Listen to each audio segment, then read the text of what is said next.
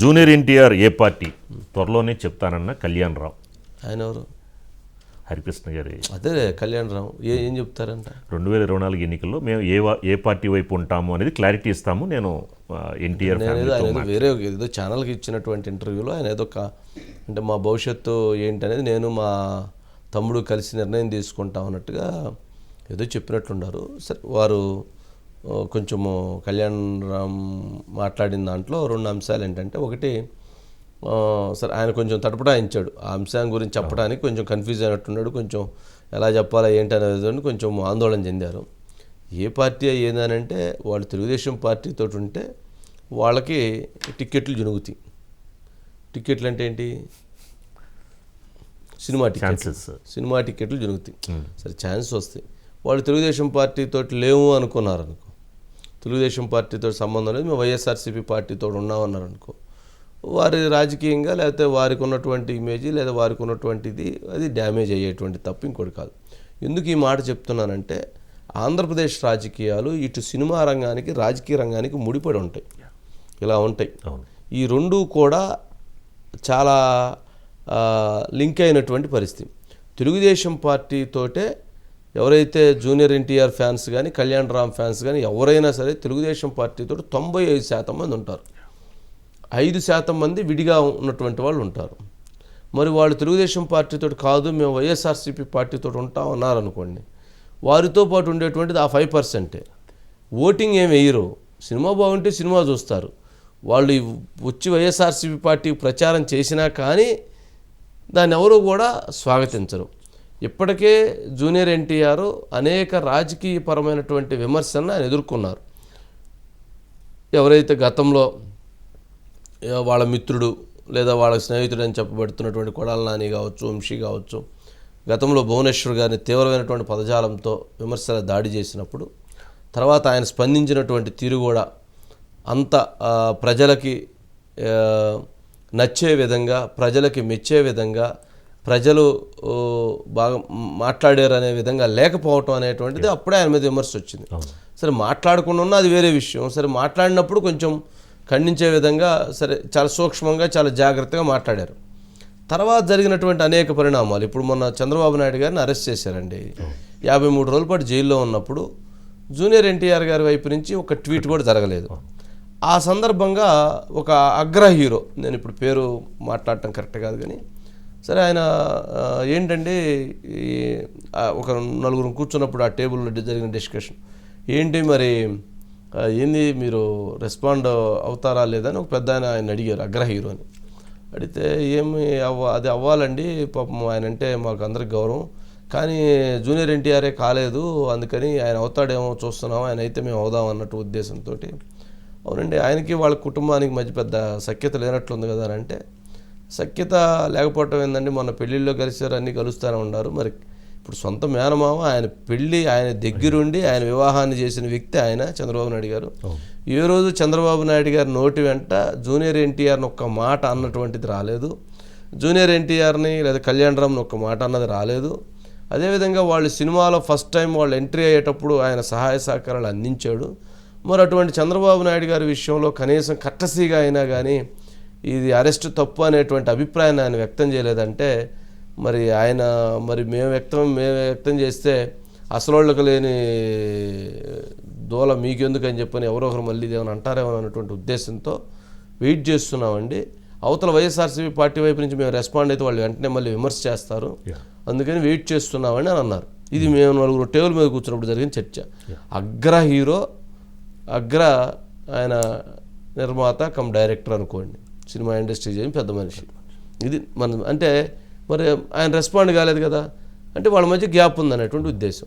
మరి ఇప్పుడు ఏ పార్టీకి ప్రచారం చేస్తాం లేదా ఏ పార్టీకి నిర్ణయం తీసుకుంటామని అంటే, వాళ్ళు తీసుకుంటే తెలుగుదేశం పార్టీ వైపు తీసుకోవాలి, లేదు మేము సినిమా రంగానికి మాత్రమే పరిమితం అవుతాం, రాజకీయ రంగానికి పరిమితం కాము, మాకు రాజకీయాలతో సంబంధం లేదని గతంలో ఏదైతే మాట్లాడే స్టేట్మెంట్ ఇచ్చారో అదేవిధంగా వాళ్ళు అట్లా ప్రయాణం చేసినా కానీ మంచిదే. అలా కాదని వాళ్ళు వచ్చి వైఎస్ఆర్సీపీ పార్టీ తరఫున భుజస్కంధాల మీద వేసుకొని ప్రచారం చేసినా కానీ పెద్ద ప్రయోజనం అయితే ఉండేటువంటి పరిస్థితి ఉండదు, పెద్ద రాజకీయపరమైనటువంటి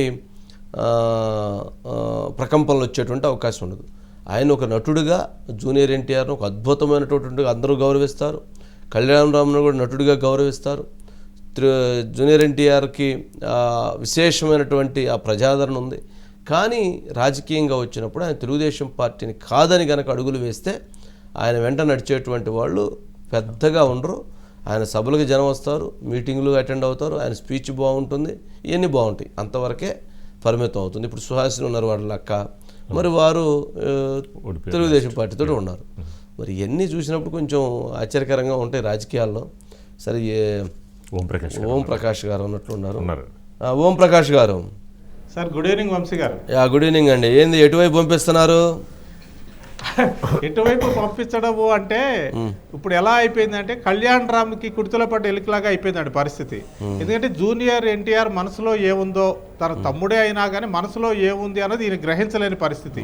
అందుకనే ఈరోజు అయితే తన డెవిల్ సినిమా 29వ తారీఖు విడుదలవుతున్న సందర్భంలో ఒక మీడియాకి ఇచ్చిన ఇంటర్వ్యూలో, సార్ 2024లో ఒక పెద్ద ఫైట్ జరగబోతోంది, మరో 4 నెలల్లో ఎలక్షన్స్ ఉంటాయి, మీ వైఖరి ఏంటి అని అడిగినప్పుడు ఆయన, అది చాలా పెద్ద విషయం అండి, నేను ఒక్కడిని నిర్ణయం తీసుకోలేను, మా ఫ్యామిలీ అంటే నేను మా తమ్ముడు కూడా కదా, తమ్ముడిని అడిగి తమ్ముడితో చర్చించి ఒక నిర్ణయం తీసుకుంటాను అన్నారు. నిజానికి కళ్యాణ్ రామ్ ఆ మాట అనకుండా ఉంటే బాగుండేది. ఎందుకంటే అలాంటి మాట అన్న తర్వాత రకరకాలుగా వార్తలు వ్యాపించే ఆస్కారం అయితే ఉంటుంది. ఎందుకు అంటే ఎన్టీఆర్ శత జయంతి జరిగినప్పుడు ఆ ఉత్సవాల్లో ఎన్టీఆర్ పాల్గొలేదు, ఎన్టీఆర్ నాణ్యం విడుదలైనప్పుడు దానిలో పాల్గొలేదు.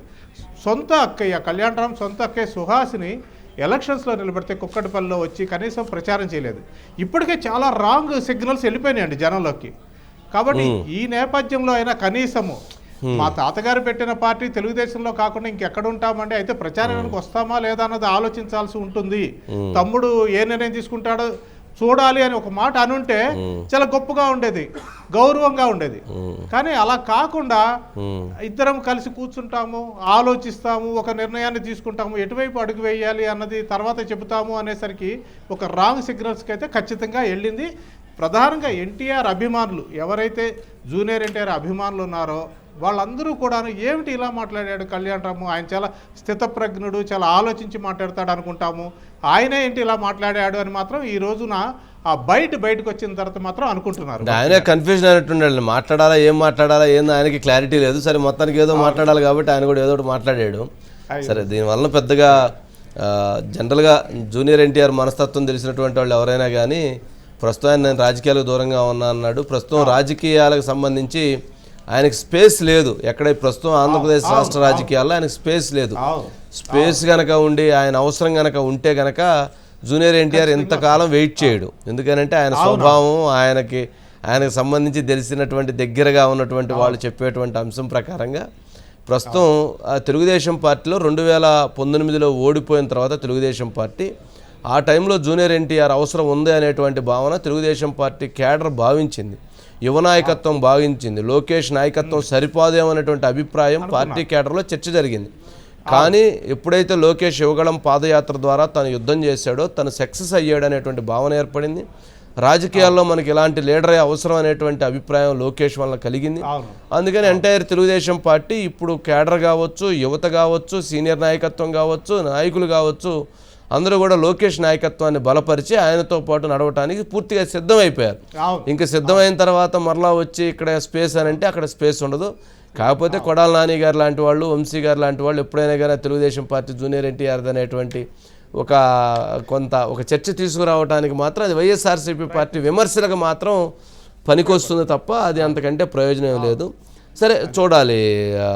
అంటే వాస్తవం తెలిసిన కళ్యాణ్ రామ్ కూడా అలా గోడ మీద పెళ్లిలా మాట్లాడాడేమిటి అన్నదే చాలా మంది అభిమానులు బాధపడుతున్న విషయం. అంటే పాపం ఆయనకి ఏదో ఆయన నేను కూడా ఉన్నాను అంటే ఆయనకి రాజకీయంగా ఆయన ఎప్పుడు పెద్దగా యాక్టివ్గా లేరు కదా, ఎప్పుడు లేడు, వాళ్ళు లేరు పాపం. వాళ్ళు ఏందో వాళ్ళ సినిమా ఏందో, వాళ్ళ గోల ఏందో, వాళ్ళు ఏదైనా ఇప్పుడు పెద్దగా బయట సమాజ సేవా కార్యక్రమాలు, ఇప్పుడు ఎన్టీఆర్ లాంటి వాళ్ళు చాలా ఒక ఇన్సిడెంట్ జరిగినప్పుడు, గతంలో వాళ్ళ ఉప్పెన్లు వచ్చినప్పుడు, గతంలో తుఫాన్లు సైక్లోన్స్ వచ్చినప్పుడు అనేక సందర్భాల్లో జోలె పట్టుకొని ఎన్టీఆర్ లాంటి వాళ్ళు మొత్తం పర్యటించి 79 ఆ టైంలో పర్యటించి అక్కడ ఉన్నటువంటి వాళ్ళని ఆదుకునేటువంటి ప్రయత్నం చేశారు.